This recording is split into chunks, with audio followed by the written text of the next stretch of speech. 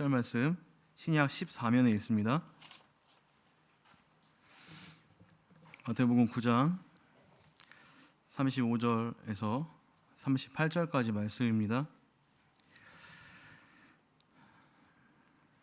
우리 한 절씩 교독하겠습니다. 35절 제가 먼저 읽겠습니다. 예수께서 모든 도시와 마을에 두루 다니사 그들의 회당에서 가르치시며 천국 복음을 전파하시며 모든 병과 모든 약한 것을 고치시니라.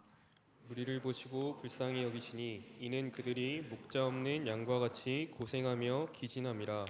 이에 제자들에게 이르시되 추수할 것은 많되 일꾼이 적으니 그러므로 추수하는 주인에게 청하여 추수할 일꾼들을 보내주소서 하라 하시니라. 아멘. 네, 오늘 예수님의 제자입니까? 라는 제목으로 말씀을 전하겠습니다.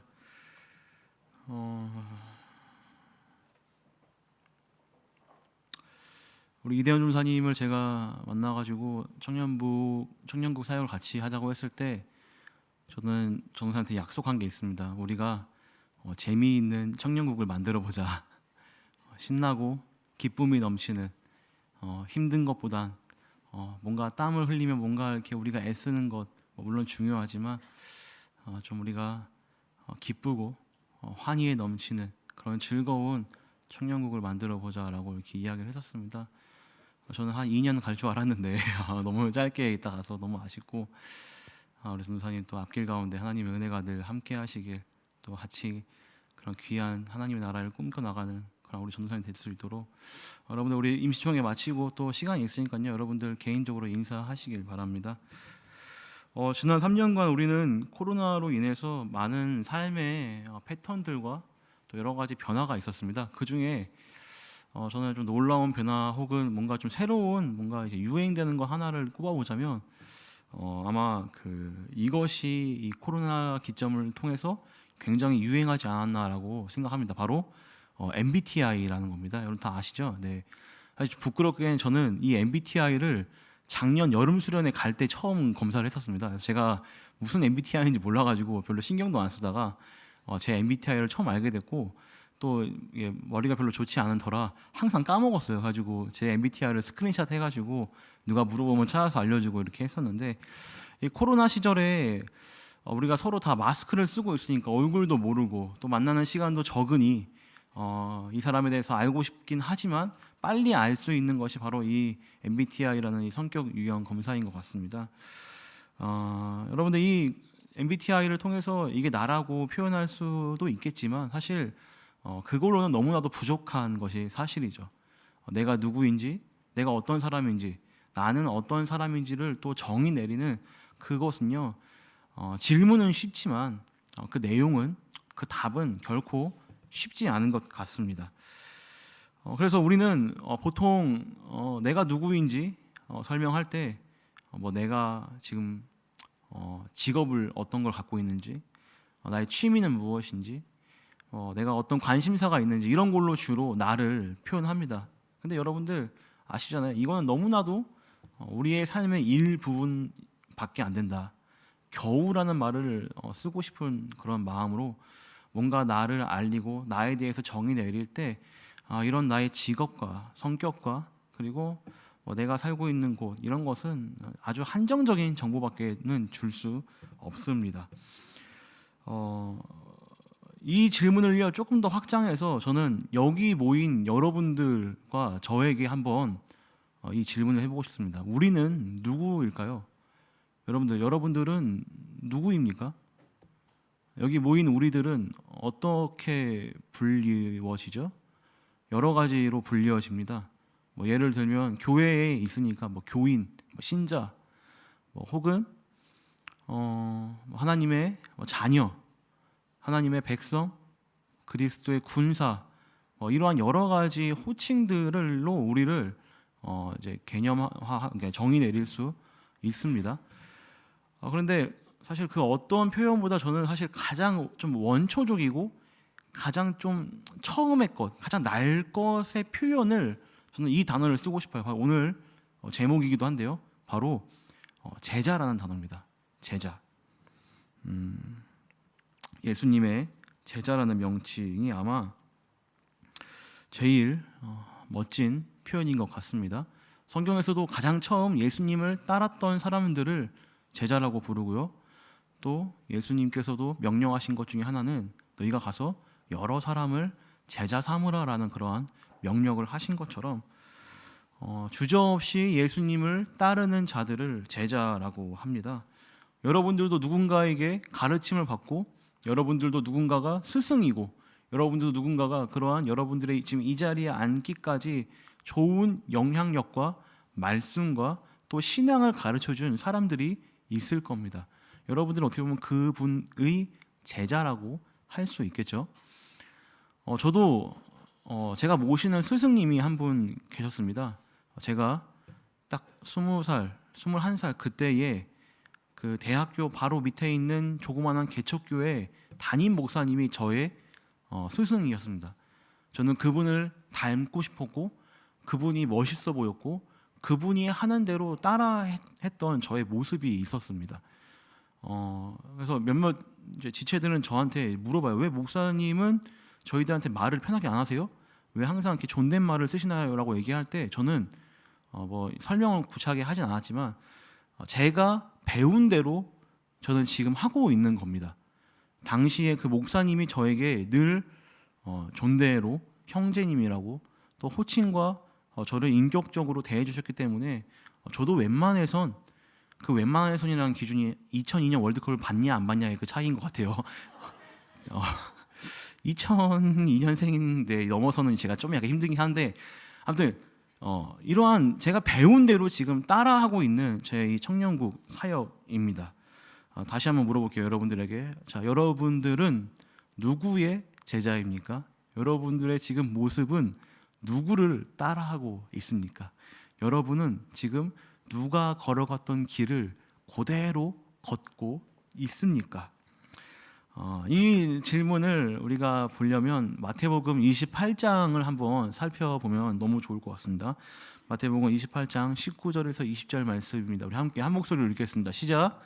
그러므로 너희는 가서 모든 민족을 제자로 삼아 아버지와 아들과 성령의 이름으로 세례를 베풀고 내가 너희에게 분부한 모든 것을 가르쳐 지키게 하라.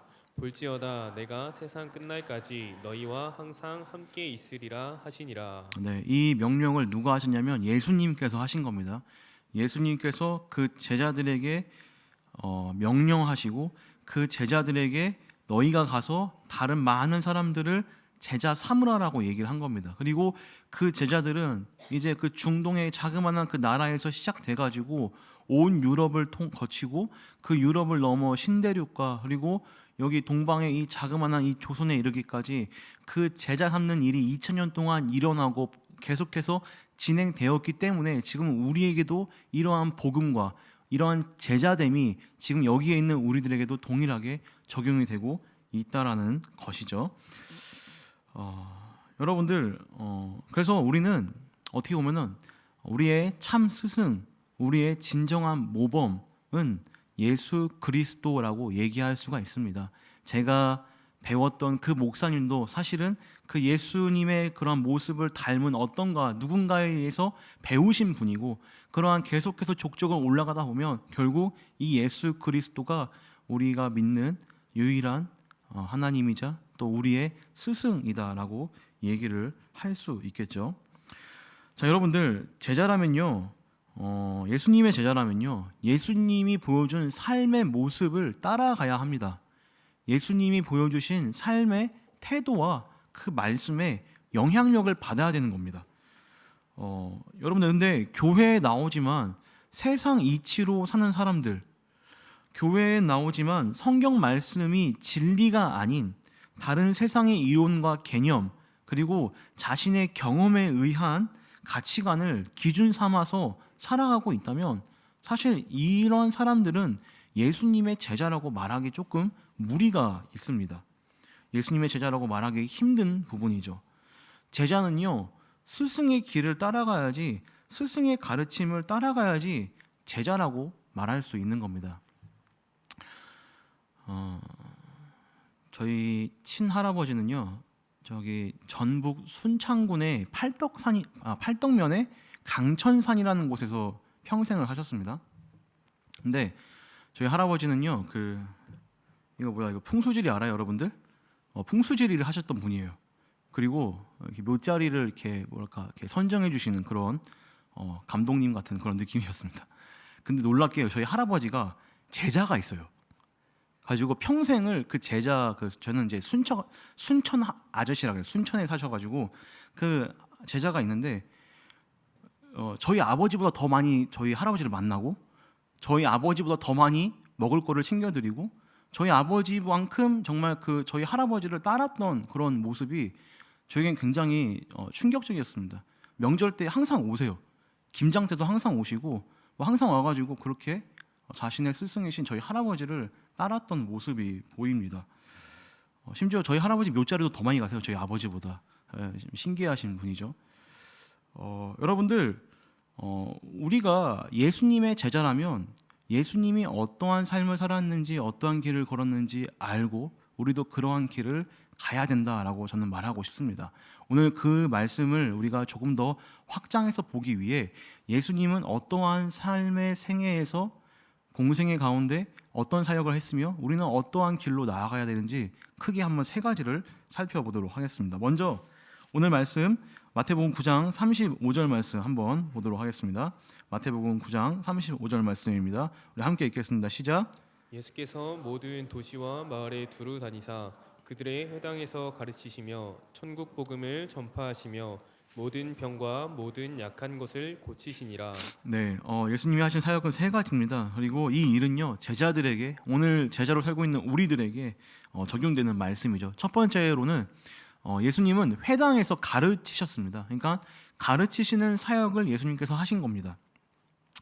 누가복음 4장을 보면요 예수님이 이제 그 시험을 당하시고 난 이후에 광야에서 40일 동안 시험을 당하시고 난 이후에 자신의 고향으로 오셔가지고 회당을 돌아다니면서 그 회당에서 말씀을 가르치십니다. 회중 앞에 서서 성경을 펴고 어느 부분을 읽었냐면 이사야 말씀을 읽으세요. 그리고 그 이사야 말씀에 있는 그 성경 구절을 통해서 이 회중들에게 가르치시는데 그 가르치는 내용은 다른 어떠한 것이 아니라 바로 예수 그리스도, 예수님 그 자신을 가르치셨습니다. 포로된 자에게 자유를, 눈먼 자에게 다시 보게 함은, 억눌린 자에게 자유함을 주신다는 그 말씀을 통해 이것을 이루시는 자가 바로 예수 그리스도, 지금 거기서 얘기를 하고 있는, 말씀을 전하고 있는, 가르치고 계시는 그 예수 그리스도라는 그러한 말씀을 누가복음 4장에서 이야기를 하고 있다는 것이죠. 여러분들, 교회는요 사실 가르침의 장소입니다. 교회는 어떤 사회 봉사를 하거나 어떤 무슨 복지를 증진시키거나 문화 선도를 하는 그러한 곳이 아닙니다. 여러분, 교회는요 한자어 그대로 보면 가르칠 교자에 모일 회자를 써서 이곳은 가르치는 곳이고 모이는 그러한 장소임을 우리는 기억을 해야 합니다. 예수님도 가르치셨고요. 여러분들도 누군가의 가르침에 의해서 지금 이 자리에 있는 것이고요. 또 여러분들 그러한 가르침을 통해서 여러분들이 말씀을 알고 하나님과 예수님에 대해서 늘 깨닫고 배워가지 않습니까? 또 여기 계신 여러분들 중에 많은 사람은 이미 교사로, 리더로 그 말씀을 또 가르치는 자리에 서 있는 분들도 계십니다.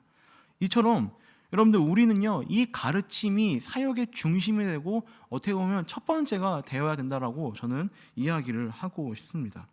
또 여러분들 이 가르침의 중심이 다른 어떠한 것이 아니라 예수 그리스도라는 것을 우리는 기억해야 합니다. 그래서 우리는 그 예수 그리스도를 알고 가르치며 그분이 어떠한 일을 하셨고 어떠한 말씀을 하셨으며 어떻게 삶을 살아야 되는지 우리는 그 예수 그리스도 중심적인 가르침과 그 바탕이 되어서 모든 사역을 감당해야 된다라고 이야기를 하고 싶습니다. 두 번째입니다. 오늘 말씀 35절 나오면 두 번째로 이런 말씀이 나옵니다. 제가 한번 읽겠습니다. 35절입니다. 예수께서 모든 도시와 마을에 두루 다니사 그들의 회당에서 가르치시며 천국 복음을 전파하시며. 뭐라고 하고 있어요? 천국 복음을 이렇게 요즘 이렇게 주고받기가 잘 안 되네요.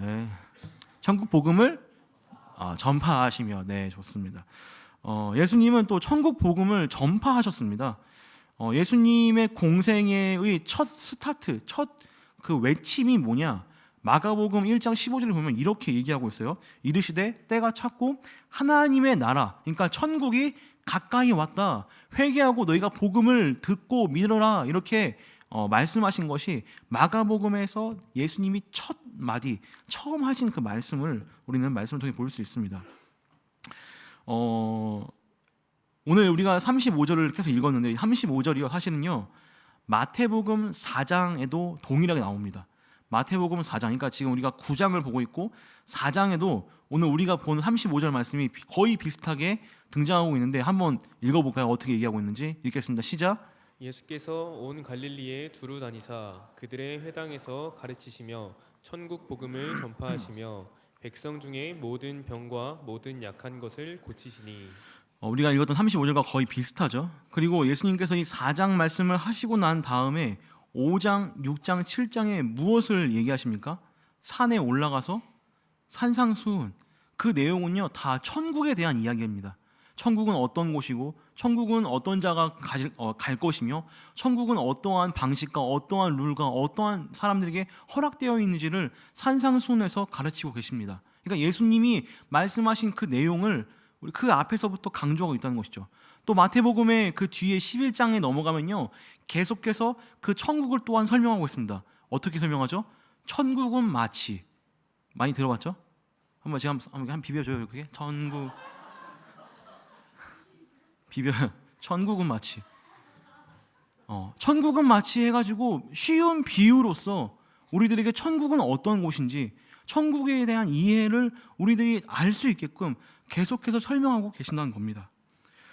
이처럼 여러분들 천국 복음은요 제자들을 많이 또한 부르고 무리들을 많이 이끌었던 그런 귀한 내용이기도 합니다.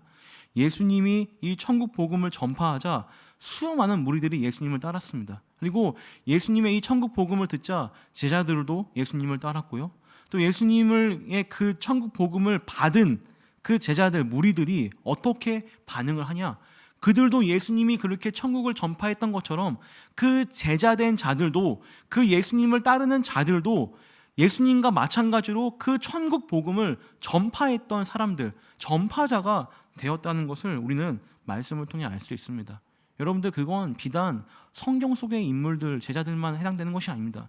오늘을 살고 있는 우리들에게도 이것은 해당되는 것입니다. 여러분들이 천국 복음을 알고 듣고 소유하고 있다면 여러분들도 사실은 이 천국 복음을 전파해야 되는 그러한 일종의 사명감, 부담감이 있습니다. 얼마 전에 제가 어떤 데이터를 봤는데요. 왜 청년들이 자꾸 교회를 떠나느냐라는 여러 가지 이유 중에 하나가 이거예요. 전도를 해오라는 압박감 때문에 교회를 나오지 않는다. 그거에 대한 기성세대 간의 거부감이 생긴다라고 얘기를 하고 있습니다. 코멘트는 안 달겠습니다. 근데 여러분들 아니면 결혼을 빨리 해가지고 이렇게 예수님의 원래 이렇게 원하셨던 그런 제자가 아니라 이렇게 뭐랄까요? 자녀를 많이 양성하셔가지고 주님 나라를 확장시키던가. 우리들에겐요 이렇듯 제자를 삼고 천국 복음을 전파해야 하는 그런 아주 귀한 사명이 있다는, 책임감이 있다는 것은 우리는 알아야 합니다.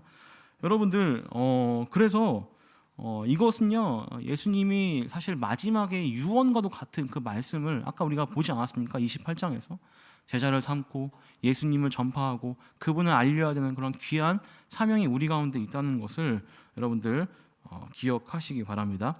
세 번째입니다. 예수님이 하셨던 사역 세 번째는요 35절 마지막 부분에 있는데요. 우리 함께 35절 말씀 읽어보도록 하겠습니다. 시작.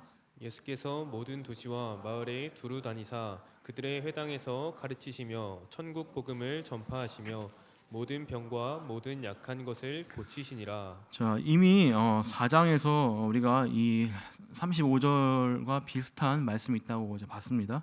예수님이 이 말씀을 하시고 나서 산상수훈을 하시고 5장, 6장, 7장에 이렇게 산상수훈을 하시고 천국을 전파하십니다. 그리고 8장과 9장 오늘 말씀 전반부까지 어떤 사역을 하시냐면요. 이제 병든 자, 약한 자, 귀신 들린 자를 이렇게 고치시는 그러한 치유의 사역을, 축기의 사역을 하고 있는 것을 볼 수 있습니다. 나병 환자를 고치고 중풍병자를 고치고 눈먼 자를 고치고 죽은 딸을 살리시고 그리고 마지막으로 귀신을 내쫓는 그러한 내용이 8장과 9장에 담겨져 있습니다. 그리고 예수님은요 이러한 능력을요 자기만 갖고 있는 게 아니라 예수님만 갖고 있는 게 아니라 누구에게도 줍니까? 제자들에게도 이 능력을 줍니다. 제자들에게도 이 회복과 치유와 축기의 능력을 주고 있습니다. 그래서 우스갯말로 예전에 우리 총신대 졸업하면요 그 귀신 들린 사람을 총신대 정문에다 세워놓고 마지막 졸업시험을 이 사람 귀신 내쫓는지 안 내쫓는지 막 이렇게 테스트를 하자. 별로 안 웃기죠? 이제 이런 능력이 있는지 없는지를 확인해보자 이렇게 얘기를 하려고 했는데 여러분들 마태복음 10장 1절입니다. 한번 제가 읽어볼게요.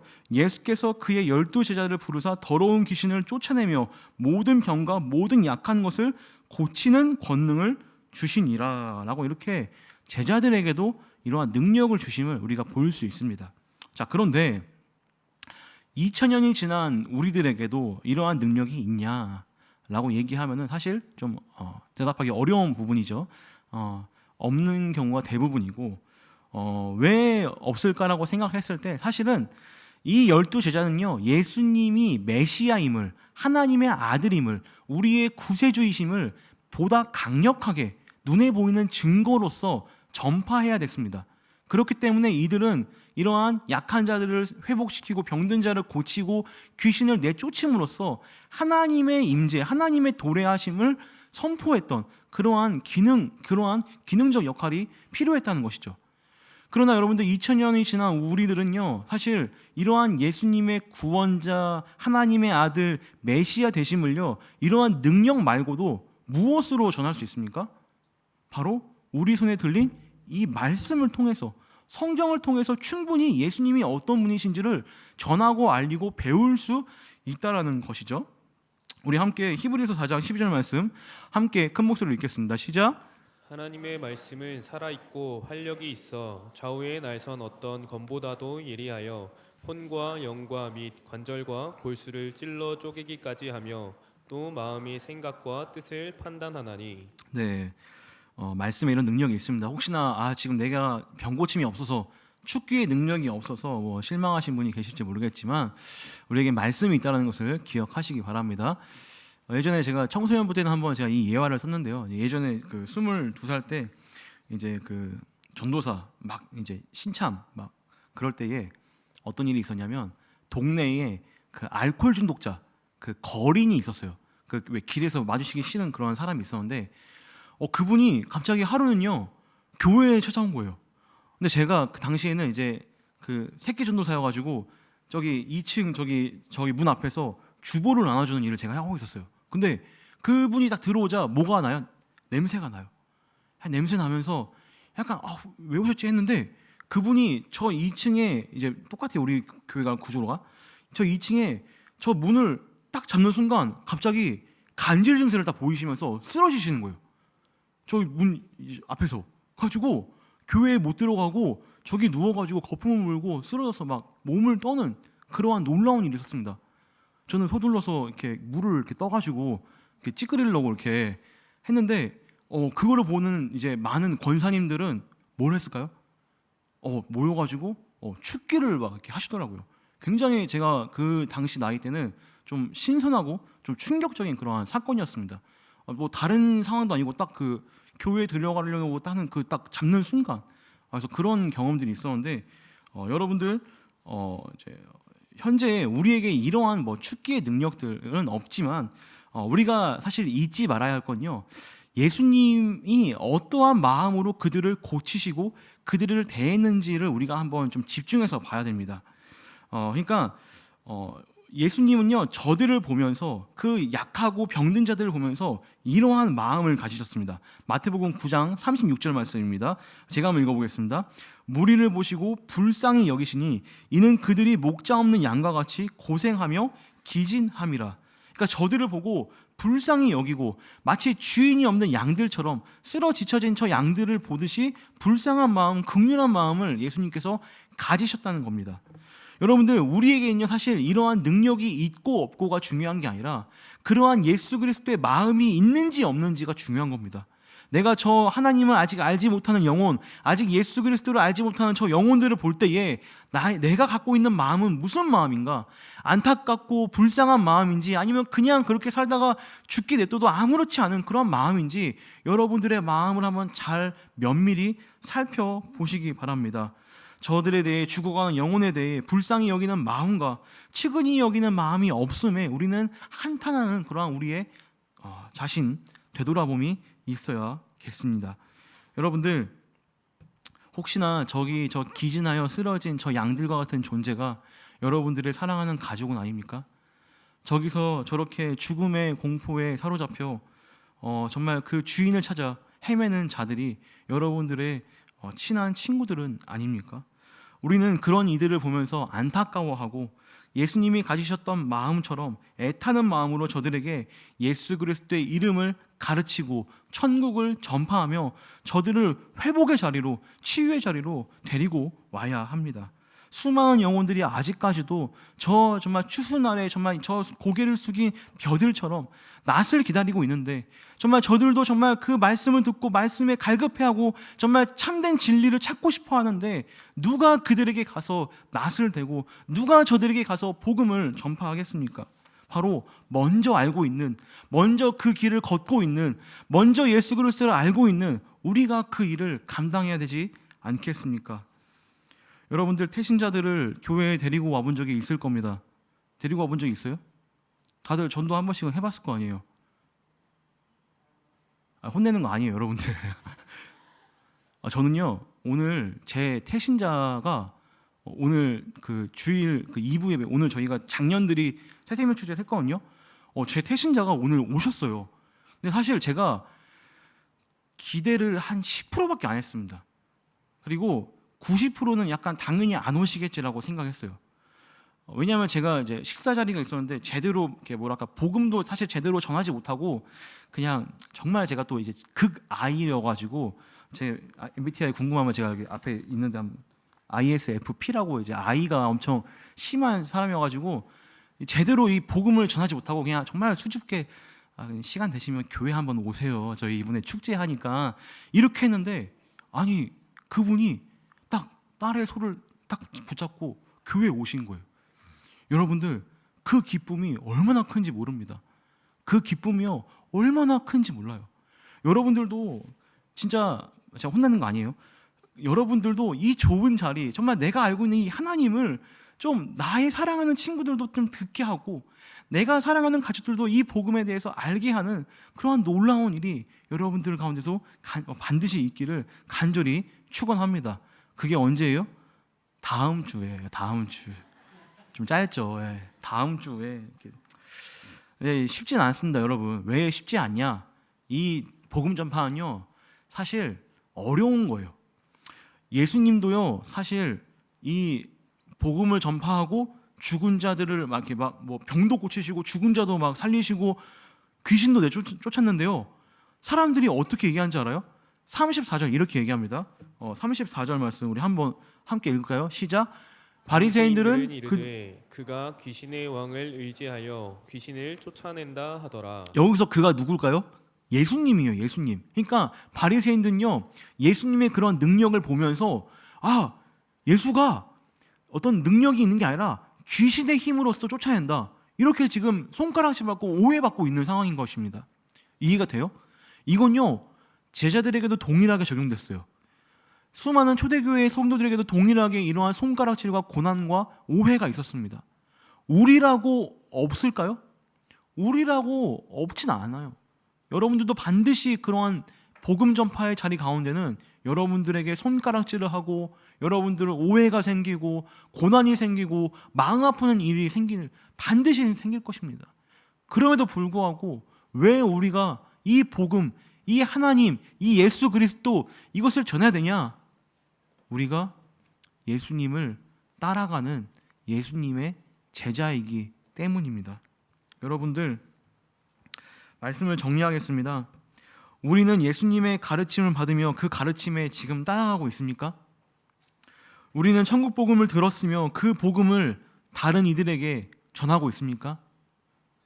우리는 예수님을 통해 치유와 회복이 되었으며 지금 그 회복의 자리로 다른 이들을 초대하고 싶습니까? 다른 어떤 병든 자, 연약한 자들에게 여러분들 주님의 마음, 그 긍휼의 마음을 가지고 계십니까? 다시 말해, 지금 여러분들은 제자의 삶을 살고 있습니까? 기진하여 쓰러진 양들과 추수꾼의 낫을 애타게 기다리는 들녘을 보며 여러분들 무슨 생각이 드십니까? 우리는 다음 주에 새생명 축제를 열려고 합니다. 새생명 축제를 통해서 많은 이들이 복음을 듣고 예수님을 알고 또 천국에 대해 소망하는 시간이 되길 간절히 바랍니다. 여러분들 일주일이 남았습니다. 많은 시간입니다. 여러분들 삶 가운데서 좀 이런 마음으로, 이런 간절함으로 함께 나아갔으면 좋겠습니다.